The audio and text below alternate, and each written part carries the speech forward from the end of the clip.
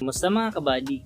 Isa sa mga undercards sa laban ng Reggie Suganov kontra kay Ishizawa ay ang laban ni Shane Hentilyan kontra Wandy Primanulo na pambato ng Indonesia. Si Hulo ay may kartadang dala na 2 na panalo, 1 talo, at ang pambato natin na si Shane Hentilyan na tubong maribuhok-buhol at alaga ng PMI Bohol Boxing Stable ay may kartadang 8 na panalo, 1 talo, 5 tinapos sa knockouts. Matatandaan po natin itong kalaban ni Hentilyan na si Hulo ay lumaban na po ito dito dati sa Pilipinas kontra sa isa pa nating kababayan si John Paul Gabonilas, at ito ang nagbigay ng unang talo dito sa Indonesian fighter sa Wandy Preman. Kaya narito ang highlights ng laban ng Shane Hentilyan kontra Wandy Primanulo. Pero kung bago ka pa lang sa channel na to, paki-like at subscribe naman.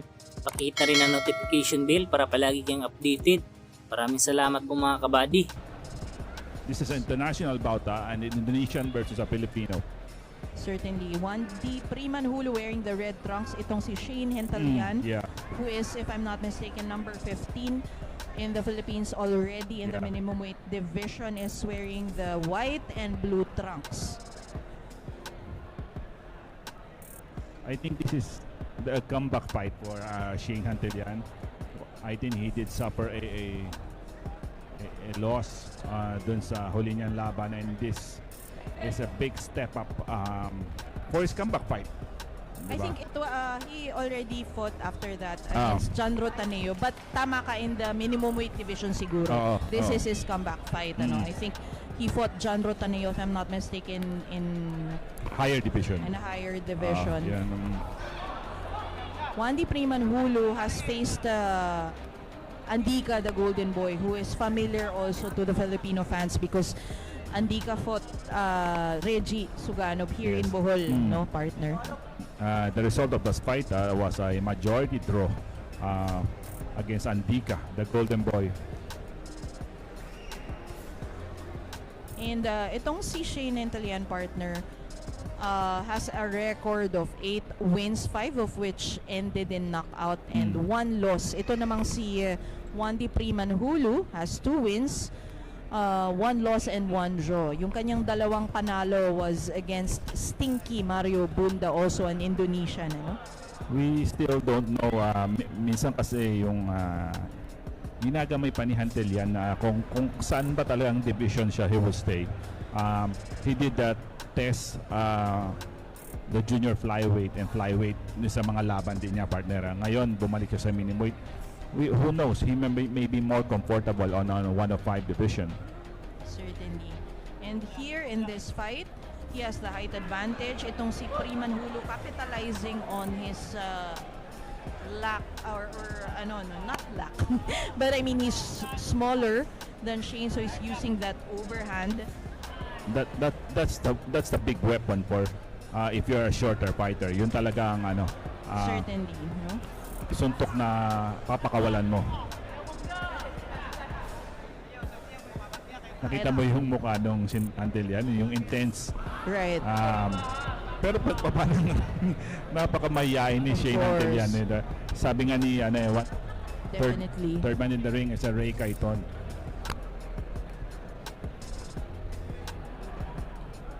A jab in exchange for a jab for these two boxers. Primanulo, the smaller fighter, seemingly is the come forward fighter here. Si Shane Hentilyan yung he fires that jab from a distance. And also Hulu, partner, did predict that he will knock out Shane Hentilyan on this fight. So let's wait and see, and if that will materialize. Hentilyan with that jab to the body.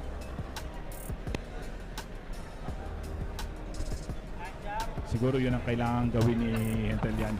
He must flick the jab para hindi makaset up yung Hulu. Not unless he want to trade later with him. Ayun, partner. Yes, as they are doing right now, partner, no? Because we all know Shane also loves to exchange in the inside. He can fight you on the outside with those long range punches, but when he wants to engage, he can also do that.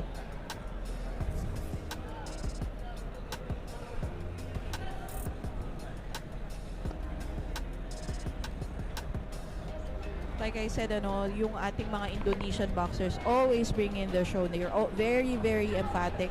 They always gain the adoration of fans. So it's a good matchup. Always a good matchup.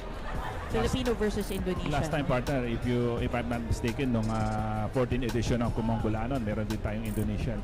He did fought for the Raymar Tagakana. Cebuano Assassin, and I think it lasted for around 8-9 rounds also. Very, very good fight right there. Hamadu. Yes, Hamadu. Okay.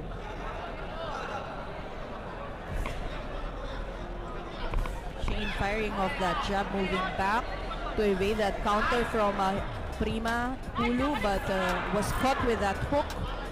The counter hook is so little.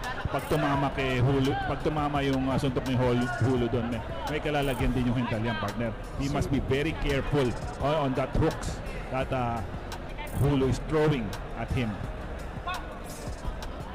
Yun ang dapat gawin ni Hintalian. He must stay busy with the jab, di ba?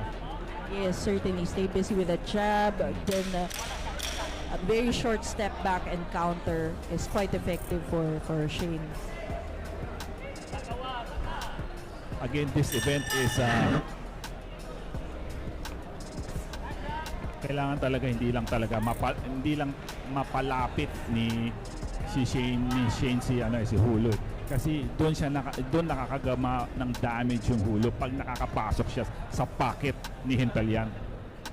And he's quite good at it, using weaving movements. Mahirap kasi yan, partner. Ang hirap i-jab yan pababa. Yes. When he is already weaving. Minsan, partner, nagtatanong ako, ano ba mas mahirap? You're much shorter or you're much bigger? Siguro depende sa depende kung paano magdala yung laban, no? Oo. If you could exploit your weaknesses of every fighter. You're right, partner, and it's actually a matter of who controls the distance better. So if you're a shorter fighter, you always want to get in. You want to close that distance and stay inside the pocket. If you are a taller fighter, you want to capitalize on that, no? Or halfway through dito sa 8th round contest between Shane Hintalian of PMI Bohol Boxing Stable against Wandi Hulu of Indonesia.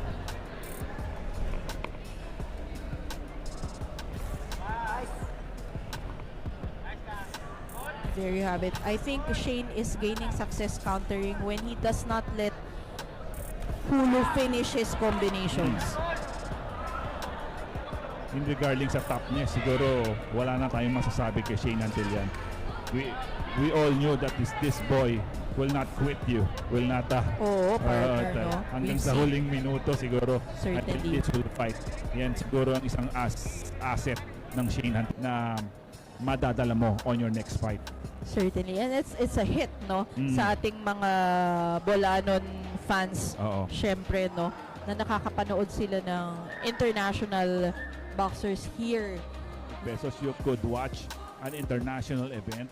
Meron kang Japanese kanina at ngayon meron kang top Indonesian. Yes, certainly. You are right, And I must say, the Bolanon fans are certainly one of the most educated and respectful fans. People, kay dayo ka, kay you're coming from a north or something. With that feint, tries to close lang naman sa Pilipinas yung influence ni Senator Manny, even in some parts of, even when we were Indonesia, in Bali, and Yes. I think ikaw din, you've been to Yes. Indonesia. I think they revere Every- Senator Manny. Every country that I've been, they always, I think, matagal pa para magkaroon tayo ulit ng ganong klaseng fighter. Not only in the ring, but outside the ring, partner. Yes, is Sugar Yes. against Wandi Priman Hulu of Indonesia.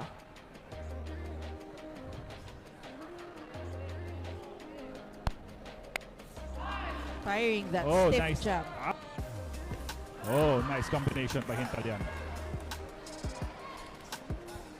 I think Hulu felt the power. Trying to is in good shape in a 105 division, partner.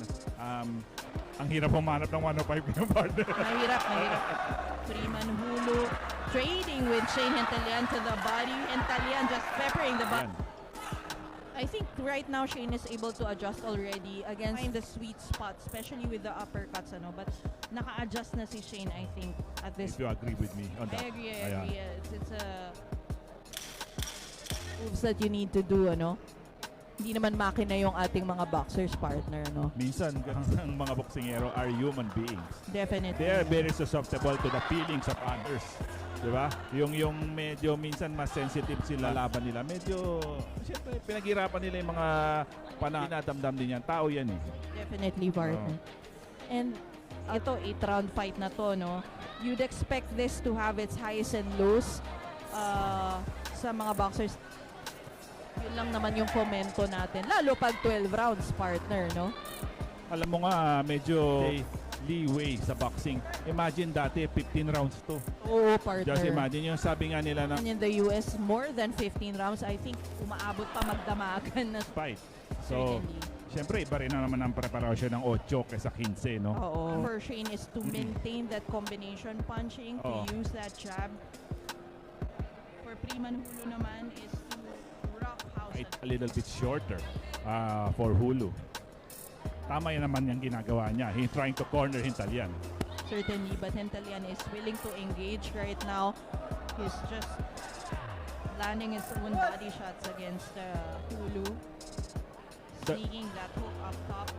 The good thing about Shane Hentalian, he could hurt you in so many ways. He could hurt you to the body and he could hurt you to the head. And he could make you miss to frustrate you. Certainly, partner. If you remember, he's had TKO wins against Ramilia Capin and John Roth Taneo. And also, another Indonesian, Faisal Akbar. Alam mo, napakagaang ng trabaho ko dito when we're doing the commentary kasi parang sanay santo kagamay. Maraming salamat naman, partner. Huwag mo naman akong paiyakin. Hindi. I'm speaking Yeah, that's true. That's pwede absolutely naman right. pwede namang iba-iba ang partner mo. Pero yung partner mo sa commentary na medyo To all the fights, with, of course, my other half sa Calvin Nation. tsaka nga partner, yung eldest daughter ko nga never watches. Ngayon talagang naramdaman ko parang di ako nagtrabaho, parang I'm trying to enjoy this kind of boxing atmosphere na binibigay sa atin ng PMI Bohol Boxing Stable. How do you top that Berhel Vitor fight? Di ba? What a spectacular comeback fight for Berhel Vitor. He could, parang natap niya na they come from a scratch. Sa pinakauna, hanggang umakyat sila ng umakyat. Now, they're in the, pwede na sasabi natin na sa The standards so high for us, in the boxing industry by putting up good shows, treating the boxers well. I always Yan. definitely, and Wandy Freeman Hulu keeps on punching, moving, wow! or using his body to pin Shane, but Shane Hentalian crowd. fires those hooks. Oh wow, it's such a treat for the last and final round, partner Shane Hentalian in the PMI Blue Show. Yung ventilated yung arena nila. Answers with an upper end. Some of the last few fights that we're gonna see for a long time from referee Reika. It's a fair share of a boxing highlight also. And It needs a little bit of help pa, The last 10 minutes of this round, Hentalian steps back, answers with a jab. Uppercuts by Hentalian, holds it. Sugar Shane Hentalian.